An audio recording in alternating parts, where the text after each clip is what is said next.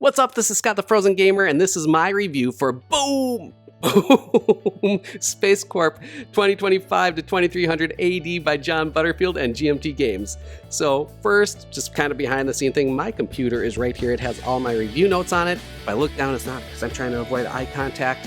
Phantom of the Opera. No, it's me just looking at my notes. So I remember to say everything that I want to in this review. I'm going to start off first by just kind of spoiling a little bit. I really enjoy this game. I played it solo and I played it multiplayer, and I think both ways are great. The solo game I didn't cover in my how to play video, but it's very similar to the regular multiplayer game. And the automa in the game, you literally just flip over a card like so, and you do what's ever said on the bottom gray part, and it goes really quick, and that's their turn. And then you move on to the next. It's really that easy for the solo game. It goes fairly quick for if you're just playing one era, it goes really quick. If you're playing all three, it's going to be a little bit of length because it is 3 eras, but overall it moves very fast. The opponent is also, he or she, the automa, it is not too hard, but it's not too easy as well. It's just this nice tight battle the whole way through all 3 eras when I played it.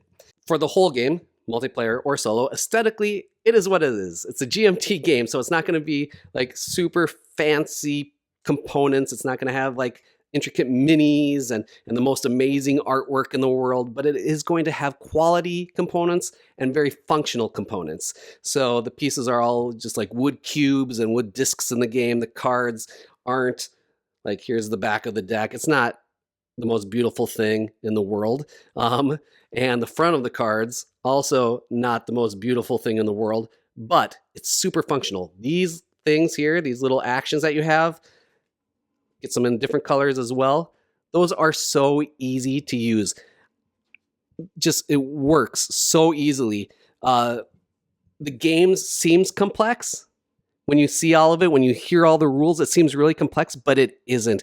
I mean, you're taking an action and then it goes on to the next person's turn. You take an action that goes on to the next person's turn. Everything is on the player aid as well. Like all of your actions are on the player aid in case you forget what they are. And that is just makes it super easy to do. I played the Mariners era with my 7-year-old son, and he did beat me. It was a lot with my help, but he did beat me, and he did understand the game because it's really easy. Like if I want to do, he doesn't need to know or be able to read exactly what the explore action is, but if he knows what blue is, and he knows the number 4, which he does, of course, and he does know how to read, but even if he didn't, he could still play the game, and he can add the 4 plus the 2 plus the 1 and have explore. I don't know why you explore of 7, which we wouldn't need in the Mariners era. You would need that in the Starfarers, the 3rd era of the game. But easy enough that he could play the Mariners era. He might even be able to play the other eras as well as we introduce new rules to those eras. The board itself, I really like the board in the game. It's not just like the stark black, but it has some colors and some little pops in it, and it's not like purple and turquoises all over where it gets kind of like not that realistic looking, and it kind of all those colors kind of hide the functionality of the game. This one's really simple. There's circles of where the regions are. There's some planets or some stars on them, depending on what era you are in. Little boxes, everything's right there for you. The board is great. Also, what's great is that the rules, if you can't remember them, all the things that you wouldn't be able to remember from the rules are printed on the board and also on the player aids. So that is great as well, just to help you play the game without having to constantly look back into the rule book. I do recommend playing all 3 eras. It makes the game feel whole. It makes it feel epic. Not Twilight Imperium epic, but still epic.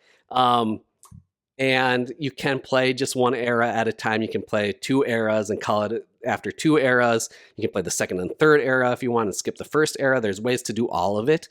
But personally, if I had the choice, I would always play all 3 eras because that has that grand scope of starting off by home, by Earth, and then just expanding out into these outer regions of like these stars that I've never heard of before that are way, way, way out there.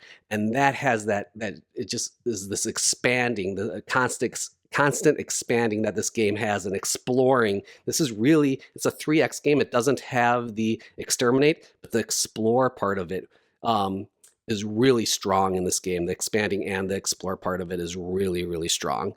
As I said, it's a 3X game. There isn't the 4th X of exterminate, which seems like maybe there isn't a lot of player interaction, right? No, wrong. This game has tons of player interaction. It's not like you're attacking each other or fighting each other in any way. There's none of that. You're just a corporation that's trying to get into these planets and stars and asteroids and whatnot. But what it does do, because you're corporations that are trying to get in and like make the most money and out of this new frontier in outer space, what happens is that you might see one person coming into an area that you want to go to, but now they're in there, but you might realize they only have like a couple action cards, so they don't have enough probably to explore that area yet. So maybe if I get in there and I have a ton of explore cards in my hidden hand, that I can get in there after they get in there, but I can go and explore it before they can explore it and get and claim those discovery tiles on the board.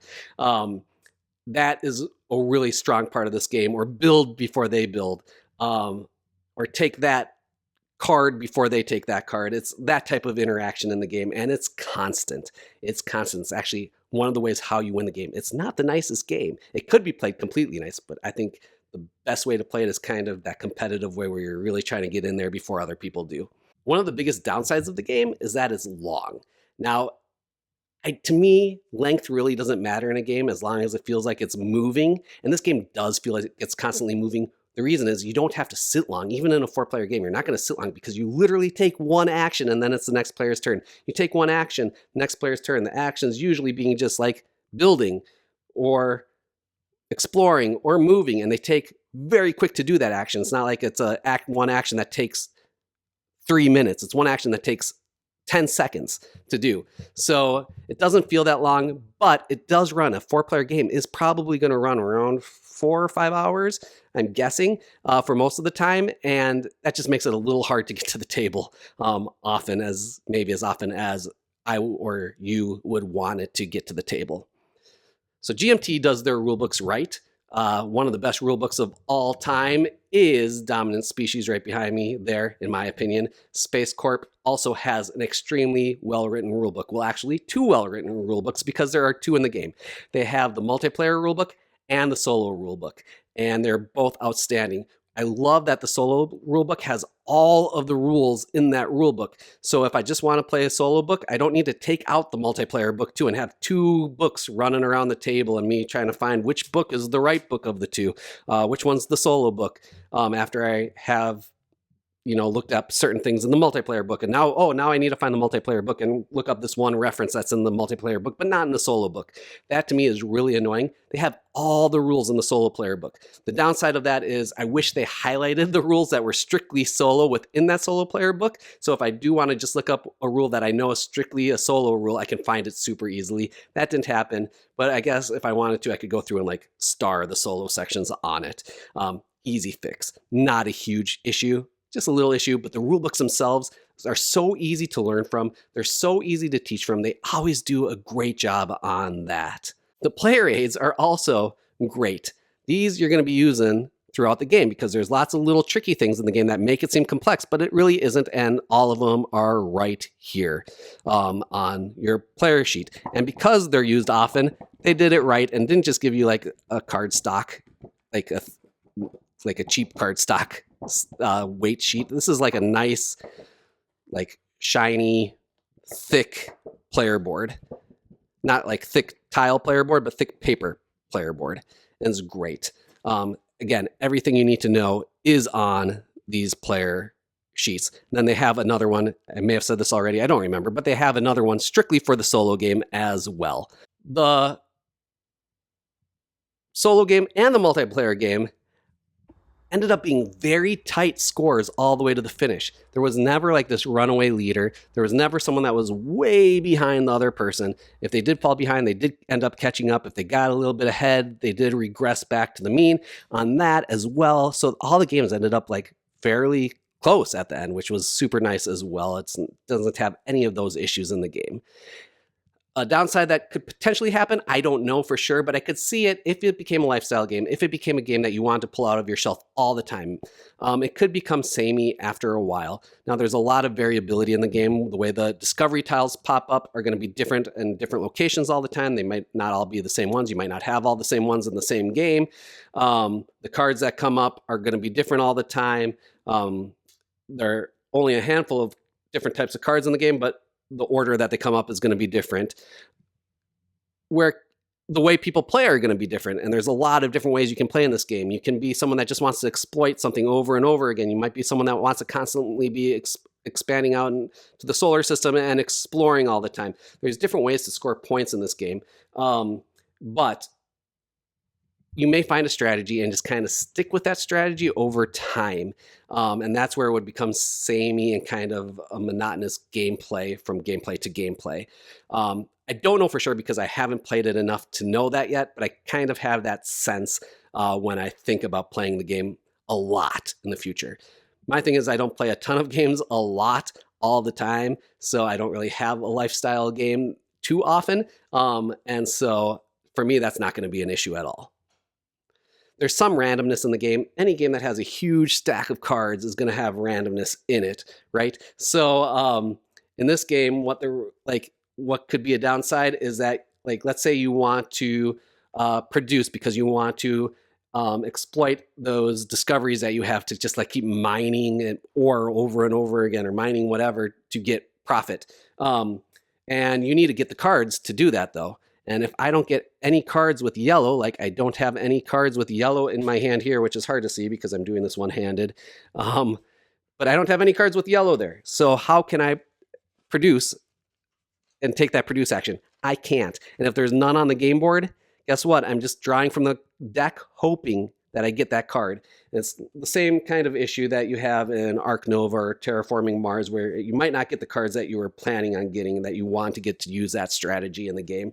And that might screw things up partway through the game. It may screw up your initial strategy. So if you don't like randomness in a game, then there is going to be randomness in this game just because of this deck of cards that aren't all the same.